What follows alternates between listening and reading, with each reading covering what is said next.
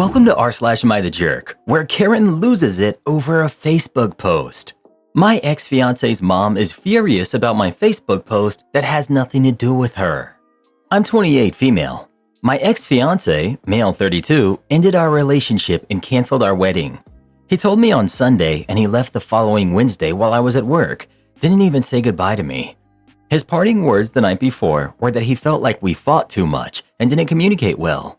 Okay, this wasn't new to me, and while I knew he thought we fought a lot, I didn't realize he was ready to leave me. He left me to handle everything, settling all the wedding contracts, dealing with the honeymoon debt, being left without a car, and taking on all of the apartment expenses.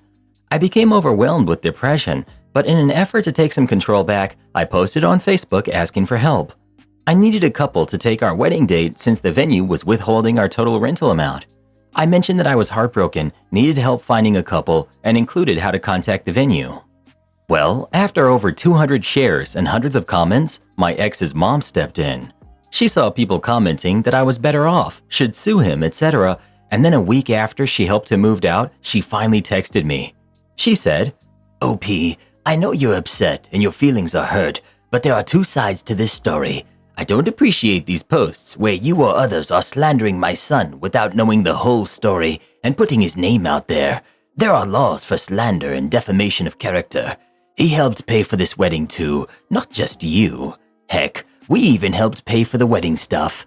This is something you and he need to work out, but if this continues, I will defend my son. Please be more respectful." My reply was, "This is between me and my ex. I understand you're feeling protective, but this is none of your business. Please keep your opinions to yourself. He's welcome to call me."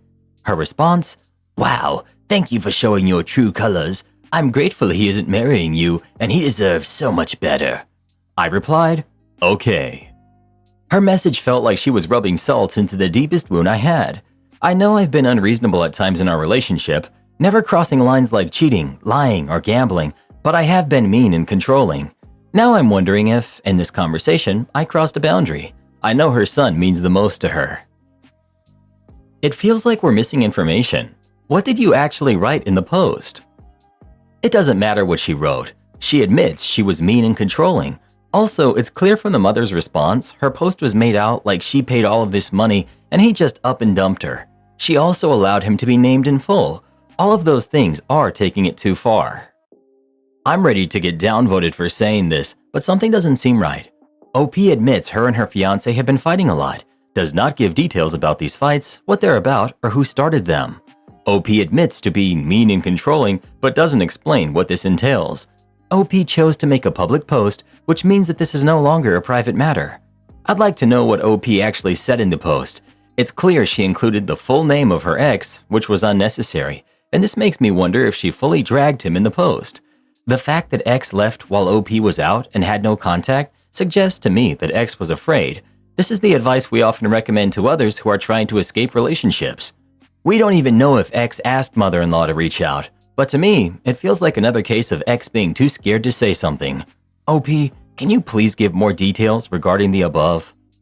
Yeah, it's obvious you're omitting a lot here. Why did you break up? What did you actually write, etc.?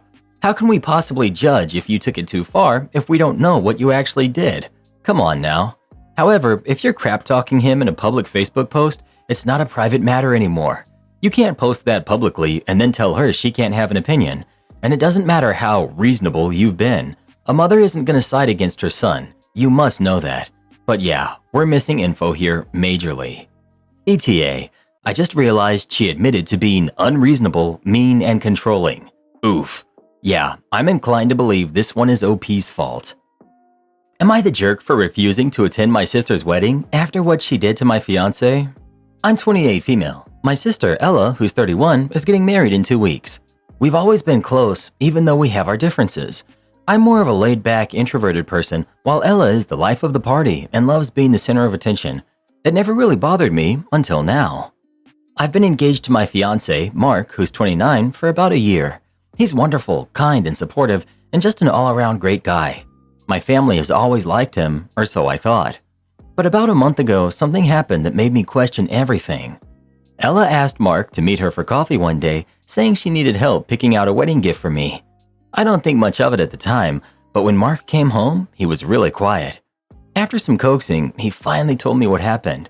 Apparently, Ella spent the entire time trying to convince him that I wasn't right for him. She told him I was too boring, not ambitious enough, and that he could do better. She even went so far as to suggest that he should call off the engagement and see other people. Mark was completely blindsided and upset. He said he defended me, but it was clear Ella was relentless. I was furious when I found out. I confronted Ella and she didn't even deny it. She said she was just looking out for Mark and that she wanted the best for him. When I asked her why she thought it was her place to interfere in our relationship, she just shrugged and said that she was being honest. I told her that what she did was completely out of line and hurtful, not just to me, but to Mark as well. She didn't apologize. Instead, she doubled down, saying that if I was confident in my relationship, I wouldn't be so upset. I ended up leaving her house in tears. Since then, I've barely spoken to her. My parents found out about the situation, and while they think that what Ella did was wrong, they're begging me to still attend the wedding. They think that missing it would cause a huge rift in the family and that I should just let it go for the sake of peace. But I don't know if I can. Every time I think about what she did, it makes my blood boil. I feel betrayed and hurt, and I don't know if I can just pretend everything is fine on her big day. Mark supports whatever decision I make, but I can tell he's hurt by this too. So, am I the jerk for refusing to go to my sister's wedding after what she said to my fiancé? Not the jerk. People like her often bank on the fact that your reaction to their toxic behavior will be viewed as an overreaction, and they try to pin the blame on you. This is especially true in family dynamics, with this ridiculous belief that somehow being related by blood gives someone a free pass to act like a jerk.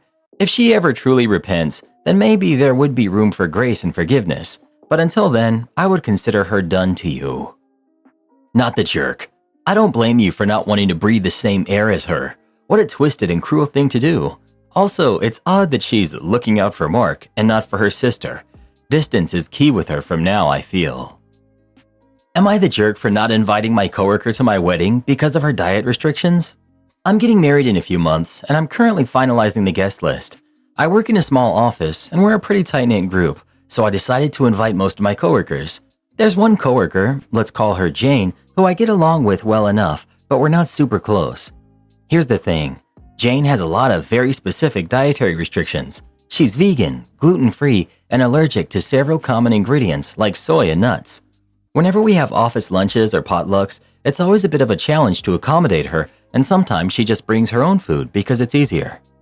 When I was working with my caterer to plan the menu for the wedding, I realized how difficult and expensive it would be to create a dish that Jane could eat. I was already stretching my budget, and the thought of spending extra money to accommodate just one guest felt overwhelming. So I made the decision not to invite Jane. I felt bad, but I rationalized that since we're not that close, it would be okay, and I'd rather avoid the stress and additional cost. I didn't mention anything at work, but word got out that I was inviting other coworkers, and Jane noticed she wasn't included. She confronted me about it and seemed really hurt. She said that she thought we were friends, and that she would have been happy to bring her own food if that were the issue. Now, some of my coworkers are giving me the cold shoulder, and I'm wondering if I really messed up. I didn't want to make her feel excluded, but I also didn't think she'd want to come if I couldn't accommodate her diet.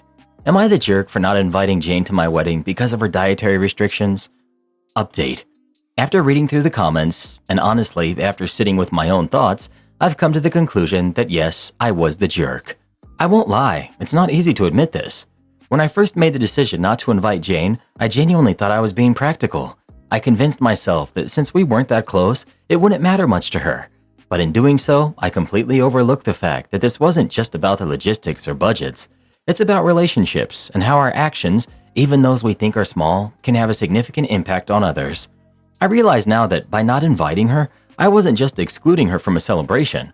I was sending a message that she wasn't worth the effort. And that's not the kind of person I want to be. Here I was, making her feel unwelcome because I didn't want to deal with a bit of extra planning.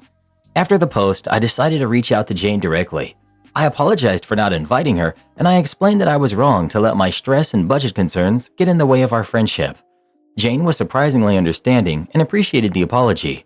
We had a good talk, and while I'm not sure if I can undo the hurt I've caused, I'm hoping we can move forward from this.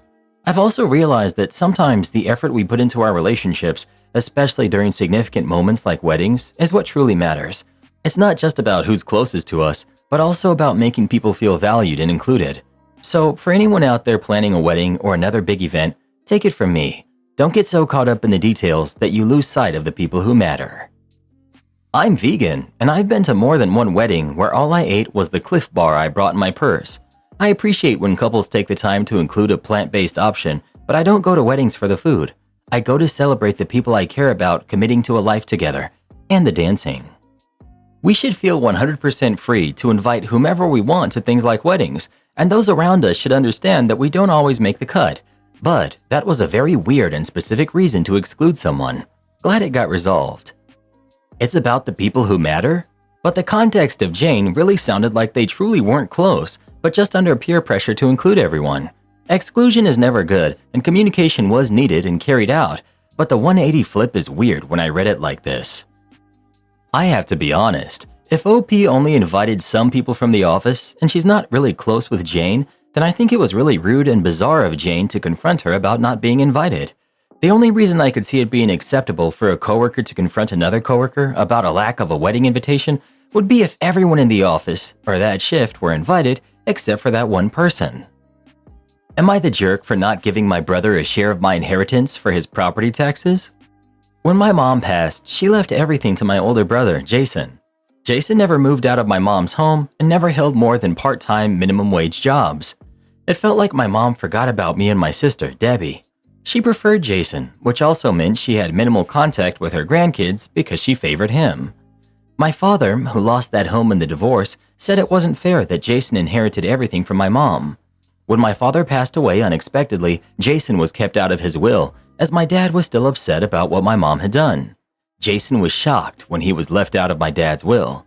He explained that the property tax on my mom's house was late because he had planned to use the money from dad's inheritance. He called it a dirty trick that dad pulled on him. Debbie already told Jason to get a job, saying maybe he would have the $7,000 by the time taxes were due. I'm also not giving Jason anything. It's how my dad wanted it. Jason freaked out during the reading of the will because he didn't receive anything, and he's already gone through most of my mom's money. He hasn't worked in the 5 years since her passing. He called us all selfish and said he needed the money more than we did.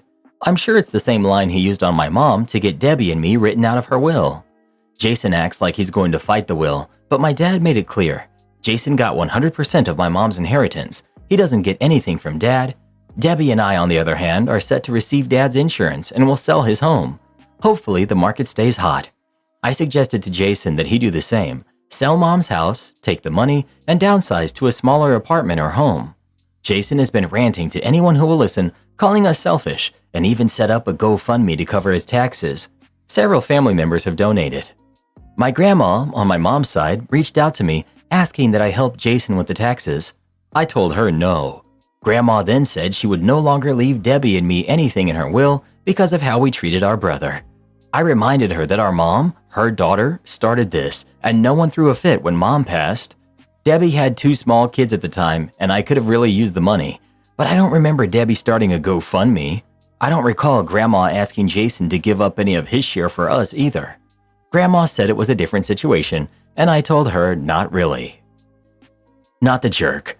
Jason got a leg up 5 years ago, but instead of using it, he sat on his butt the whole time.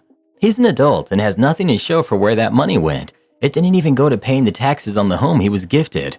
His bad decisions don't warrant an emergency on yours or Debbie's part. He still has options. He can sell his house, he can get a job, he can do whatever people everywhere do all the time. He's not hopeless, he's lazy. Am I the jerk for not getting my partner food after they didn't cook? I'm 27, male, in my first year of residency. My work life, as expected, is exhausting. It feels like I spend all of my time in the hospital, clocking in around 72 hours per week, and I have yet to get a weekend off. I could really use one to just sit on my balcony, staring at the Pacific for hours on end. This past Saturday, I worked my very first 24-hour shift, and it nearly did me in. My back was aching, my feet were sore, and my brain felt like it needed a factory reset. On Sunday, I worked from 5 a.m. to 6 p.m., which wasn't too bad. Whenever I have any downtime, I always make sure to check in with my partner, who works from home, just to see how their day is going and talk about whatever comes up. While we were on the phone, I asked if they could make my favorite dish, katsu with brown rice and a lot of katsu sauce. They agreed, and I was ecstatic as I hadn't had a homemade meal in a while. I usually don't have the energy to cook when I get home, and I end up grabbing something, if any of my preferred spots are still open. I live a little over an hour and a half outside the city, but due to a terrible accident on the highway, my drive home took well over 2 hours.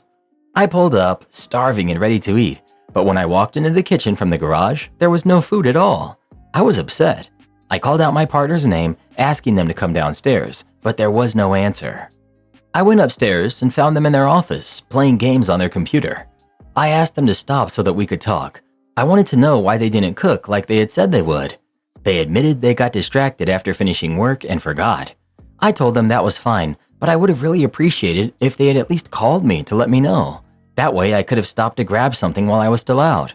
I also told them I felt like they were being inconsiderate, given how much I work and how tired I am when I get home. I admit my tone was stern, but I felt it was justified. They called me a jerk for yelling at them over this little thing. After that, I grabbed my keys and went out to get something to eat for myself. While I was waiting, they texted me their order, but I ignored it. When I got back and they saw I didn't bring them anything, they called me a petty jerk and went back upstairs. I didn't respond. I just wanted to eat, shower, and go to bed. So, am I the jerk? Regarding my commute, I know it sounds insane, but it's the reality of my situation. I'm over $300,000 in debt from undergrad and medical school. The home I live in was left to me by my parents, and because it's paid off, I don't have to worry about a mortgage. Renting a 2-bedroom apartment to accommodate my partner's office is extremely expensive where I live. That's why I live so far away. I also don't drive home every night. When I'm too exhausted, I'll stay at a motel and sleep there, which is another reason I haven't had a home-cooked meal in a while. I'm barely home. I realize now that this arrangement is unsustainable and it's adding stress to my life, which isn't good for my relationship or my overall well-being. I won't sell the house, but I will rent it out.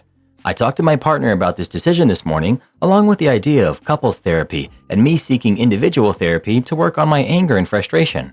We both apologized to each other, my partner for forgetting and me for my childish reaction. I also mentioned moving closer to the hospital and my partner was receptive. They're off work today, so I asked them to look for places online that are no more than 45 minutes from the hospital. I love my partner. We've been together since my M2 days, and they've been my rock through med school, board exams, and even the loss of my parents. I refuse to let this job take away the person I intend to marry. Getting distracted and gaming after you agreed to cook is no little thing. What the heck? The working hours are an issue on their own that I won't even touch because me screaming into the void won't change anything. Even after a normal workday of say 6 to 8 hours and commute, this would be unacceptable, especially if spouse doesn't even feel bad about it. But well, I'm a hangry person. I think it's pathetic when grown adults get sucked into video games and forget promises they made to their partners. Am I the jerk for refusing to wake my boyfriend up in the morning, which made him almost lose his job? I, 25 female, have been with my boyfriend, 25 male, for almost a year. During our entire relationship, he struggled with waking up in the morning because of his ADHD. He sleeps through all of his alarms, which often makes him late for work. Sometimes it's only 10 to 15 minutes, but other times it can stretch to an hour. His boss likes him and has given him plenty of chances, but yesterday he received his final warning. If he doesn't show up on time, he's gonna lose his job.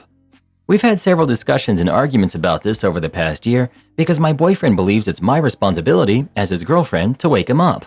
But I don't agree. Even though I wake up from his alarms and could push him out of bed if needed, I don't think it's my responsibility. He's an adult, has known about his ADHD since childhood, and should have found a method that works by now. When he tries to make it my responsibility, it turns me into more of a caregiver or mother figure rather than a girlfriend. That doesn't mean I refuse to help at all. I've done plenty of research to find alternative methods, but either they didn't work or he refused to try them. I do wake up when his alarms go off, but he often just goes right back to sleep. If he didn't do that, I wouldn't mind waking him up every day. However, when he chooses to go back to sleep, it feels like he's not trying. On top of that, he's especially grumpy and angry in the mornings. He's yelled at me several times, both for waking him up and for not waking him up. I don't want to help if he's just going to get mad, even though I know he doesn't mean it. When his boss gave him the final warning yesterday, I felt so guilty. If I had just woken him up and been persistent, he wouldn't be in this situation. Now I'm at an impasse. Is it my responsibility? Am I wrong for not helping him more? Or should he, as an adult, be able to handle himself? I feel like the jerk, but I also don't. Edit. I should explain more about why I don't want to wake him up. It's not that I can't, I'm already awake, but it affects my day too. I can't go to sleep before him because our bedroom doesn't have a door. It's a small apartment, so if he's watching TV or gaming, it keeps me awake. This means I don't get enough sleep, and when I have to do uni work during the day, before my evening job, I zone out and often fall asleep because I physically can't keep my eyes open. I wish I could sleep for an extra hour without worrying if he's up or not. But I also don't want this responsibility because I love him. I want him to be independent. Yes, we're in a relationship and we are supposed to depend on each other, and we do. But I don't want him to rely on me to get him to work on time or to manage his finances or anything else that would turn his life upside down if we ever broke up. I need to know he can take care of himself in case something happens. Not the jerk. If he was single, sleeping alone, he'd either find a way or be in the same trouble. Instead of owning his problem, he tried to make it yours, and it backfired. Not the jerk. I have ADHD, among other things, and have always struggled with waking up early. Yeah, it's hard for us, but you're right that he's an adult and should have figured out a system for waking up by now. For me, it's actually waking up earlier than I normally did. Yeah, it sucks trying to get up earlier, but you're not rushing to get ready. Now, I wake up with enough time to just sit at the kitchen table, spacing out for an hour before I need to do anything. Not saying that's what he needs to do, but he should be getting treatment if it's affecting his work this bad. He can get on medication, work out a routine with a counselor, or even ask you for assistance in setting up a healthier sleep routine. Anything but put all the responsibility on you. My French stepmother learns the hard way that Americans can cook. This happened today, and my brother and I are still laughing about it, except Gabrielle, my stepmother, and Dad, who's embarrassed. Dad came into town to visit my brother, let's call him Mark, and me for a few days, and he brought Gabrielle with him. Gabrielle has her good traits, but she does have this one really nasty trait. She is notoriously picky and critical when it comes to food. You know the stereotypical snooty and rude French character in movies and books who always complains, "That is not how it's done in France." That's how she is when it comes to food.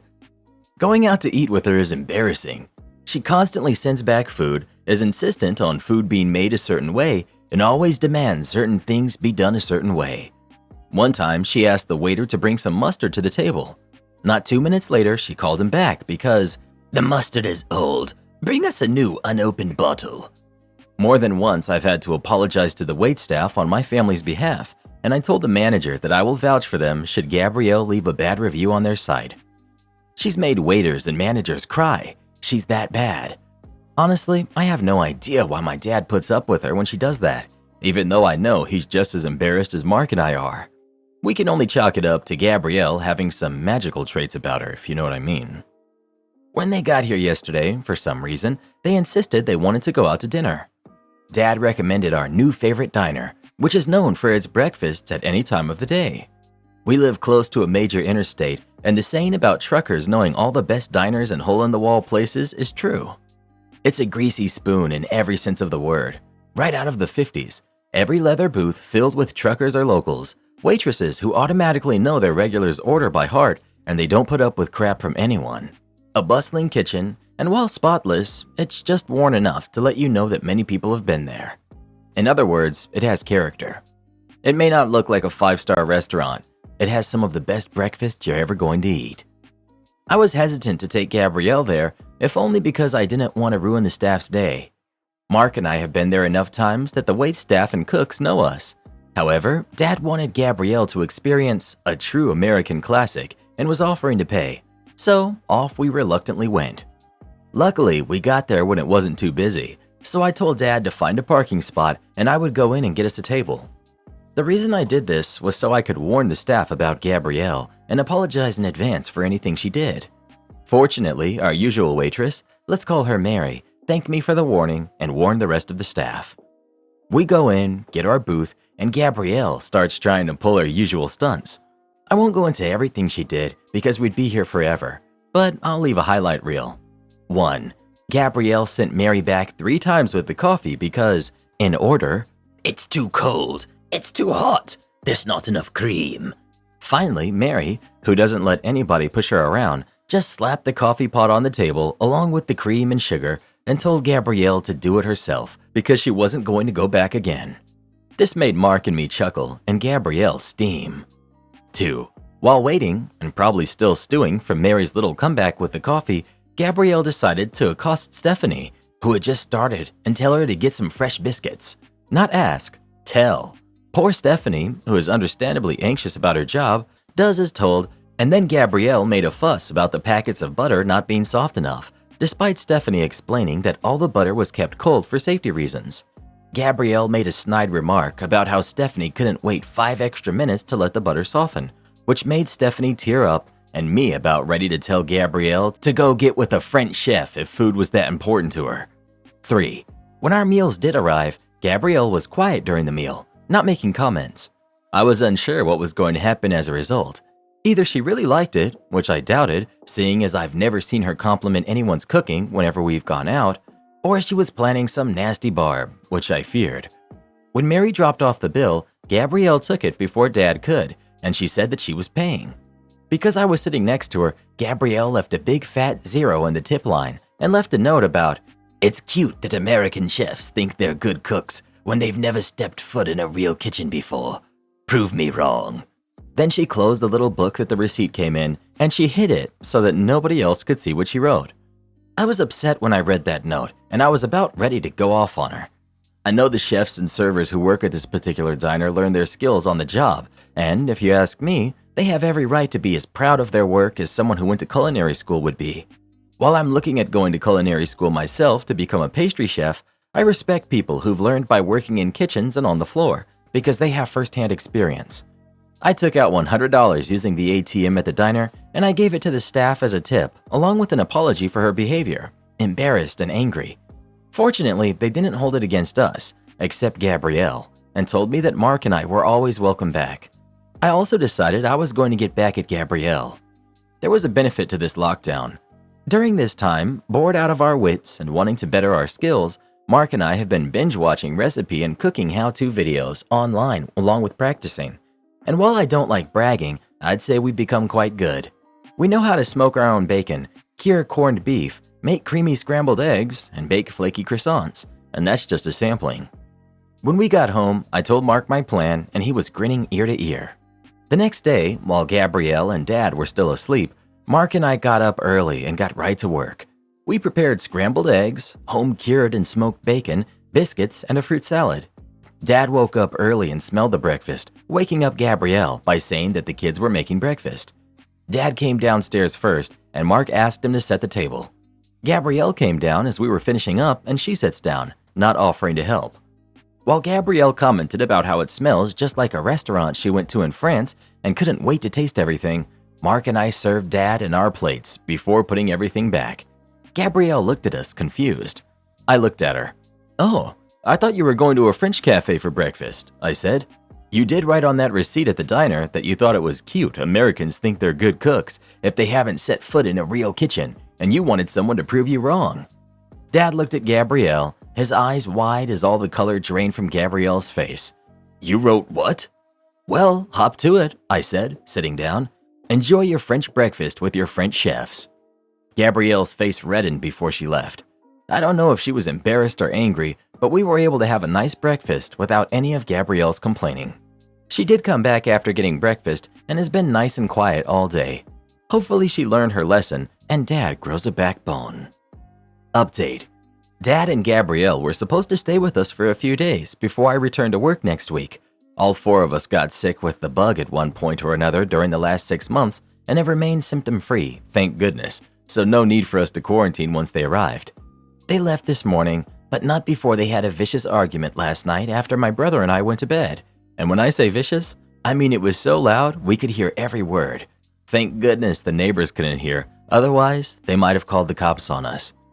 Dad chewed her out on what she had wrote in the receipt and reminded her that she had promised him she'd be on her best behavior. After all, this restaurant was special to not just Mark and me, but Dad as well. Gabrielle defended her actions, saying that it was not what she likes, etc., until she finally blew up and revealed the real reason that she threw that tantrum in the restaurant. It turns out that Dad was planning on surprising Gabrielle on a trip to one of the best restaurants in town to celebrate the anniversary of their first date, which was yesterday. She had found the reservations by accident and thought they were going to it the night they arrived when he was planning on taking her tomorrow to make it a real surprise. So us going to the Greasy Spoon instead of the super nice expensive restaurant really upset her, and she thought he was catering to his kids instead of her. The argument finally ended when Dad took to the couch downstairs, fed up with her BS. So they left this morning. Dad did tell me before they left that he was going to have a serious talk with Gabrielle about her behavior, and that until she learned her manners, he was not going to take her out anymore, even to our place. Hopefully, that will be either the wake-up call to Gabrielle to start behaving or to Dad that he needs to get out. Am I the jerk for telling my fiance that if he expects me to contribute 50-50, we have to make some serious lifestyle changes? I'm 26 female, and my fiance, 26 male, sent me down yesterday and gave me a long talk about how he feels like I don't contribute enough to the household, particularly in the financial sense. I was a bit caught off guard by this, but was willing to hear him out since he wasn't wrong. He makes a lot more than I do, and we've always split bills accordingly, which ends up being about 80% him. I asked what he wanted me to pay now, and he was adamant about it being 50-50. I asked if everything was okay with his job, or if he needed to take fewer hours, and he wouldn't answer me. I honestly wouldn't have gotten upset if there seemed like an actual reason behind it, but he just said he had been thinking about it a lot, over and over, every time I asked what brought him to this conclusion, what was going on, and eventually he just said, "This is how it's gonna be. Take it or leave it." Those exact words, in response to literally everything I said. Full shutdown, no explanations. I told him that was fine, I'll take it, and then asked if he'd made a Zillow account yet, or expected me to. He looked confused and asked why we would need a Zillow account. I explained that there was no way I can afford half the rent on our current place, so we'll probably have to move into a one-bedroom apartment. He got mad and asked why I didn't have savings. I told him that I do, but I'm not paying rent out of my savings because that's a terrible and unsustainable idea. I also began to go over what our new food budget would look like, our new entertainment budget, and that we'd probably have to sell the cars and get one less expensive one because I can't afford half of the payments on an Audi and a Land Rover. Then I explained what date nights would probably have to be reduced to, like Buffalo Wild Wings or something. But I preferred Thursday nights because you get 2 orders of boneless wings for one. Basically, if he wants me to pay half, we're living within my means, not his anymore. He kind of agreed to it, but since then, he's been incredibly angry. He's not saying or doing anything, but it's like he's walking around the house in this cloud of anger. I sent him 6 Zillow listings, all of which he's called uninhabitable for various reasons, some of which I think were valid, others I disagree with. He's now saying that I'm being unfair and manipulative, and that he tried to come to me with a serious concern about our relationship, and I'm making it impossible for him to talk to me and bulldozing over him. Am I the jerk? Do this next. Tap here on your screen to come see our new podcast playlist, where you'll find thousands of hours of the best stories you've ever heard. Or tap the one on the right. That episode is specifically just for you, based on other videos you've enjoyed the most.